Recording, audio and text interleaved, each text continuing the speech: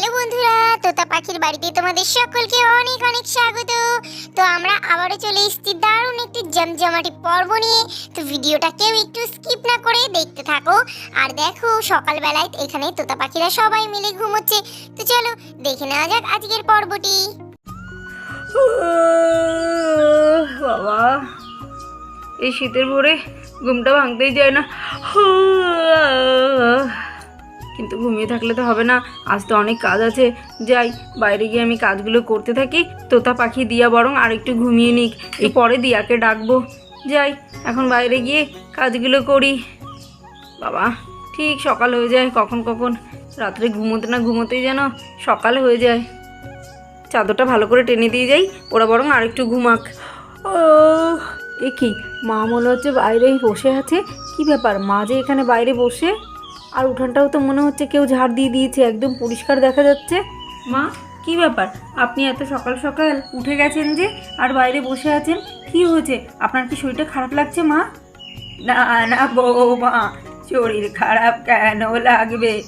আসলে ঘুমটা ভেঙে গেছিল, তাই ভাবলাম উঠে বাইরে এসে গরুগুলোকে খেতে দিই আর একটু উঠানটা ঝাড় দিই। গরুগুলো তো ভোরের আলো ফুটতে না ফুটতেই ডাকতে শুরু করে, তাই উঠে এলাম আর কি।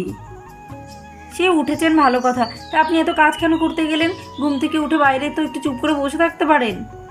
তাই বললে কি হয় বৌমা, রোজ তো সব কাজ তুমি করো, আমাকে তো কিচ্ছু করতে দাও না। আজ যখন ঘুমটা ভেঙে গেছে ভাবলাম একটু তোমাকে সাহায্য করে দিই। তোর ভাল লাগে না? আজকে জন্মদিনের দিন, আজকেই কিনা মাকে উঠে এত কাজ করতে হলো। অন্যদিন কাজ করতে দিই না, আর আজকে জন্মদিনের দিন মা উঠে এত কাজ করলো। এই যে বললে নাকি বৌমা?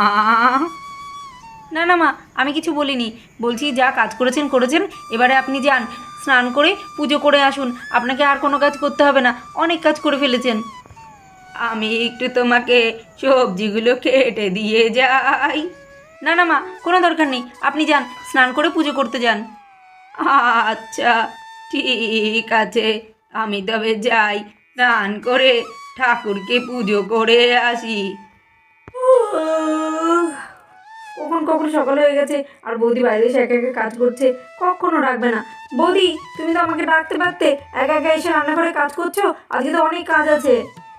এই তো সবে জলখাবারটা বানাচ্ছি, তোমাকে আবার কেন ডাকবো? তুমি একটু ঘুমোচ্ছিলে সেই জন্য আর ডাকিনি। তাছাড়া সাহেব উঠে বাজারে চলে গেছে, ওকে বাজারে পাঠিয়ে দিলাম, এক্ষুনি বাজার থেকে চলে আসবে।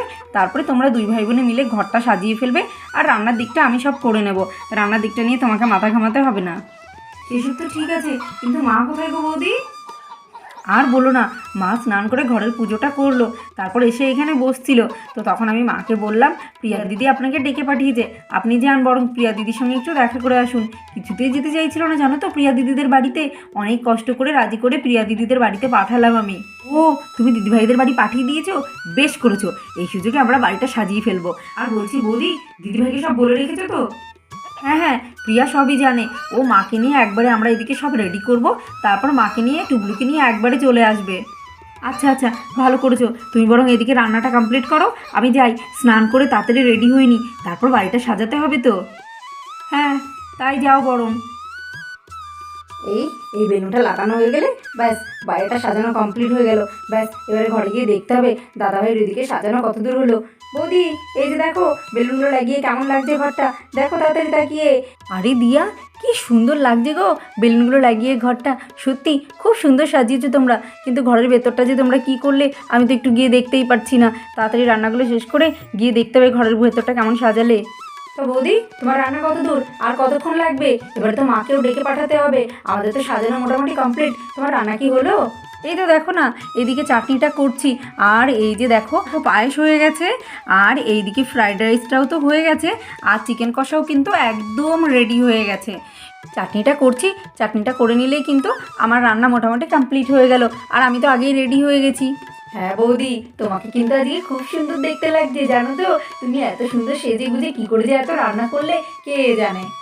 হ্যাঁ, তোমাকেও কিন্তু আজকে খুব সুন্দর লাগছে জানো তো দিয়া, খুব ভালো লাগছে তোমাকে আজকে। আর কত কাজ তুমিও তো করলে, আমি কি একা কাজ করলাম? আর আমার তো শাড়ি পরে রান্না করার অভ্যাস আছে, আমার একটুও অসুবিধা হয় না। একবারে স্নান করে রেডি হয়ে বসলাম রান্না করতে, নইলে তোর হয়ে যেত তাই না? ওই জন্য একবারে রেডি হয়ে রান্নাগুলো করে নিলাম। আমি যাই, গিয়ে দেখি দাদা ওদিকে কি করছে। আর দুষ্টু দুটোও তো দাদা ভাইয়ের কাছে রয়েছে, কে জানে দাদা ভাইকে বিরক্ত করছে কিনা। যাই দেখি, গিয়ে বেলুনগুলো একটু তাড়াতাড়ি করে ফুলিয়ে দিই, তাহলে তাড়াতাড়ি হয়ে যাবে। ও কাকাই বেলুন ফুলাচ্ছে, ওই জন্য দুটো দুষ্টুর কোনো আওয়াজ নেই, চুপচাপ বসে বসে বেলুন ফোলানো দেখছে, দুষ্টুমি করছে কাকাইয়ের সঙ্গে, তাই না? যাও গিয়ে দেখো ওরা কি করছে।